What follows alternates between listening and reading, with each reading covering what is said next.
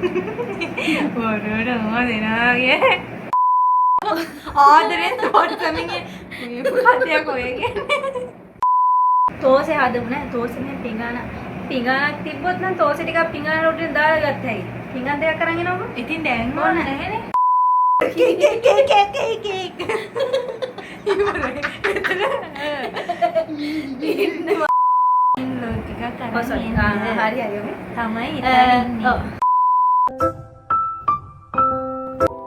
Hi guys, කොහමද ඔයගොල්ලෝ අපි සාදරෙන් ආදරෙන් පිළිගන්න අපේ YouTube family එකට.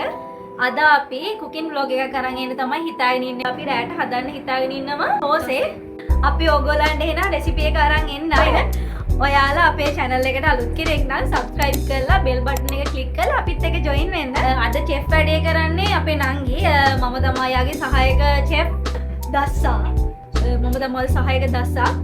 අපේ chef නෙතු නෙත්තා chef නෙත්තා. ඊ තෝසේ හදන්න අවශ්‍ය groceries ගන්න යන්න ඕනේ දැන්. අපි පොඩි වැඩකට එළියට යන ගමන් මේ බඩු ටිකත් අරගෙන අපි ඉක්මනට හම්බෙමු. එහෙනම් අපි groceries ගන්න යමු.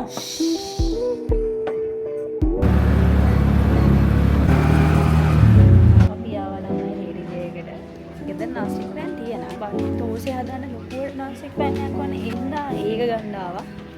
අපි ගන්න ආය වෙන දෙයක් දැන් ගන්න වෙන දෙයක් වගේ guys. අපේ නංගි හැමදාම තමයි shopping ගියානේ.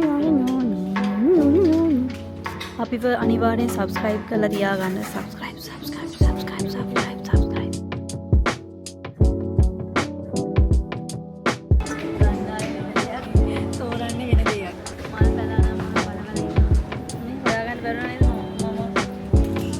අන්තිමට ලේඩි ජේගෙන් මුකුත් ගත්තේ නෑ ළමයි. අපි දැන් වෙන තැනකට යනවා. අපි දැන් චිප්ස් එකට ආව යාළුවනේ බොට් ටික අරන් යන්න. තියෙන මේක හදන්නේ CBL එකේ. අරව ලහයි. මෙන්න මේක හරිය. දැන් කාලා බලන්නකො 420ක් එන්නේ. අපි දැන් ඊළඟට හොයා ගන්න ඕනේ තෝසේ පිටි එක. හරිස්චන්ද්‍රගේ තෝසේ පිටි එක තමයි හොඳ විනාඩි 20ක් වගේ තියලා ගන්නන තියෙන්නේ. මම හැමදාම යූස් කරන්නේ හරිස්චන්ද්‍රගේ තෝසේ පිටි එක. ඒක හරි ලේසි පහසුයි. හරියටම තෝසේ හදනවා නම් උඳුවට රැයක් එළි වෙනකම් පෙඟෙන්න තියන්න ඕනේ. ඊට පස්සේ ඇට ටික බ්ලෙන්ඩ් කරලා අරගෙන තමයි තෝසේ මිශ්‍රණය හදාගන්නේ. ඕකේ ඉතින් කාර්යබහුල අපිට කරන්න බෑනේ. ඒක නිසා හොඳම දේ තමයි මේ වගේ තෝසේ මිශ්‍රණයක් ගන්න එක.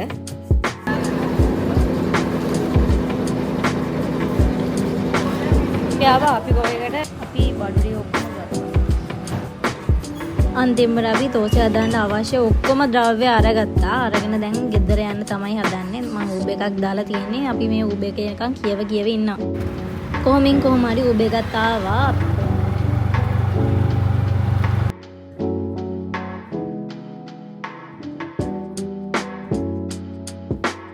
ගෙදර ආවට පස්සේ තමයි ළමයි දන්නේ ගෙදර කොච්චි නෑ කියලා. ඊට පස්සේ අපි ආයේ ළඟ තියෙන එළවලු මමගේ එළවලු කඩේට ගියා. ඒ ටික අරගෙන ඉන්න නංගි මමයි. පිටිග්‍රෑම් 400කට වතුර මිලිලීටර් 525ක් දා ගන්න ඕනේ. දාගෙන මේ විදිහට හොඳට අනා ගන්න. කැට නැති වෙන්න හොඳට අනා ගන්න ඕනේ. ලුණුත් දා ගන්න ඕනේ. මේ විදිහට තමයි පදම එන්න ඕනේ ළමයි. හරිද? තෝසි පිස්ටරේ පදම. දැන් මේක අපි විනාඩි කීයද? විනාඩි 15ක් විතර ආයෙ වතුර දා ගන්නලා පැය භාගයක් තියන්න ඕනේ. ඔව්.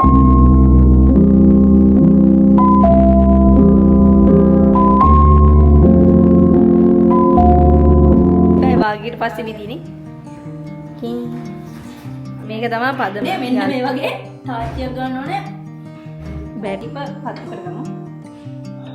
ඊට පස්සේ තාච්චිය රත් වුණාම තෙල් චුට්ටක් දාලා මෙන්න මේ ආකාරයට තාච්චිය කරකව ගන්න ඕනේ. දැන් පොඩ්ඩක් බලන්න නිකන් ඇඟිල්ල තියලා මෙහෙම බලන්න මෙහෙම රත් වෙනවද කියලා මම නම් තියන්නේ මොකද මට දැනෙනවා මෙහෙම. What? Bro, what are you talking about, man? ඔයාලගේ ගෙදර ලොකු හැන්දක් තියෙනවා නම් හොඳයි. අපේ ගෙදර ලොකු හැන්දක් නැති නිසා මම ඔය හැන්දෙන් දෙපාරක් දාගෙන ඔන්න ඔය ආකාරයට රවුමට කරකව ගන්නවා. ඒ ගන්න බොකොටු හැන්ද යටිපැත්තෙන් මෙහෙමම කරකව ගන්න.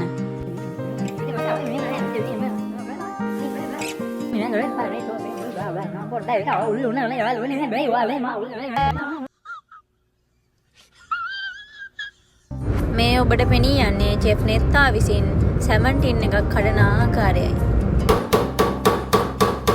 සැමන් එක සුද්ධ කරගන්න හදන්නේ අපි. සැමන් මේ ආකාරයට අර කටු ටික අයින් කරගන්න ඕනේ. තෝසේ එක සාමාන්‍ය සාම්බාරු හොදිනේ හදන්නේ. අපේ නංගි යෝජනා කරා සැමන් හොද්දක් හදමු කියලා. මමත් කලින් සැමන් හොදී තෝසේ සම්බාරුත් එක්ක කාලා නැහැ.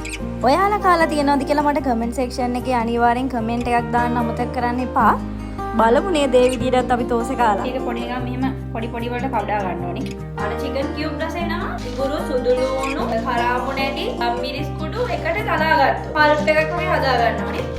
ඊට පස්සේ කැමති ආකාරයට තක්කාලි අමු මිරිස් ලුණු කපා ගන්න ඕනේ. පිරිසිදු භාජනයක් ලිපේ තියාගෙන තෙල් චොට්ටක් දාලා ඒක රත් වුණාම අර ඉඟුරු සුදු ලුණු සබ්බ සකල් මනාවම දාලා තලාගත්ත පේස්ට් එකෙන් ටිකක් මේකට දානවා. ටිකක් නෙමෙයි ඔක්කොම ටික මේකට දාන්න ඕනේ.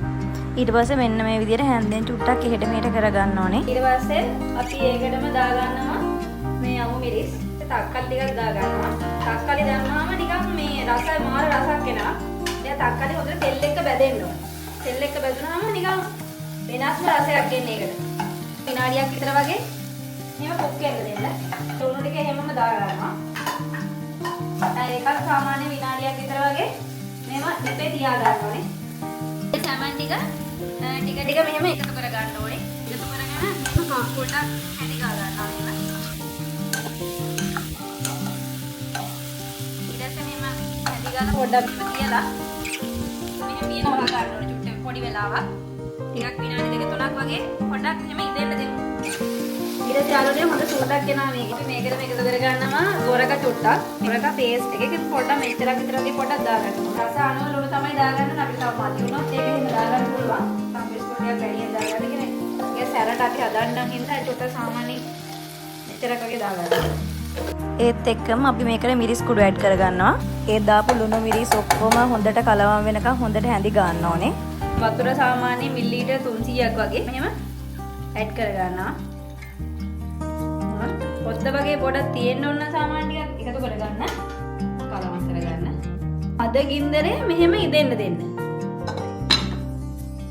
තැමිල් කඩවල වල දෙන්නේ සාම්බාරු හොද්දත් එක පොඩි චට්නි එකක් වගේ අන්න ඒක තමයි දැන් මේ වෙලාවේ අපි හදාගන්න යන්නේ. අපි මුලින්ම බ්ලෙන්ඩර් එකට දාගන්නවා සුදු ලුණු. ඊට පස්සේ කරපිංච පොළ දාගන්නවා. මේක තමයි යන්නේ මෙන්න මේක. ඉනි මිරිස් කරල් දෙකත් මෙහෙම බ්ලෙන්ඩර් එකට දාගන්නවා.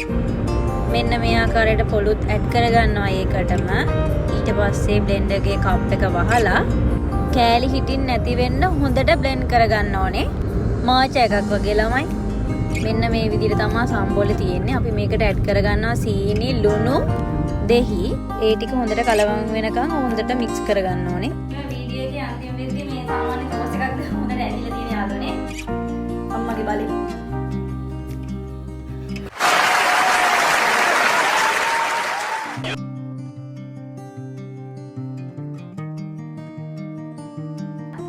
බලමු තෝස් එකක් කාලා කොහොමද රසය කියලා. මුලින්ම මේකත් එක්ක බලමු චට්නිත් එක්ක.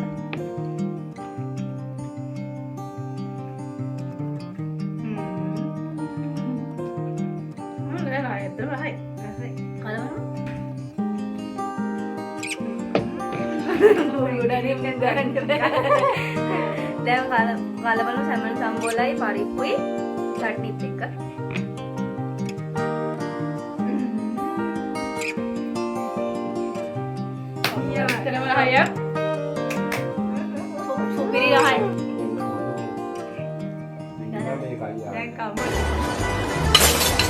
Oh my.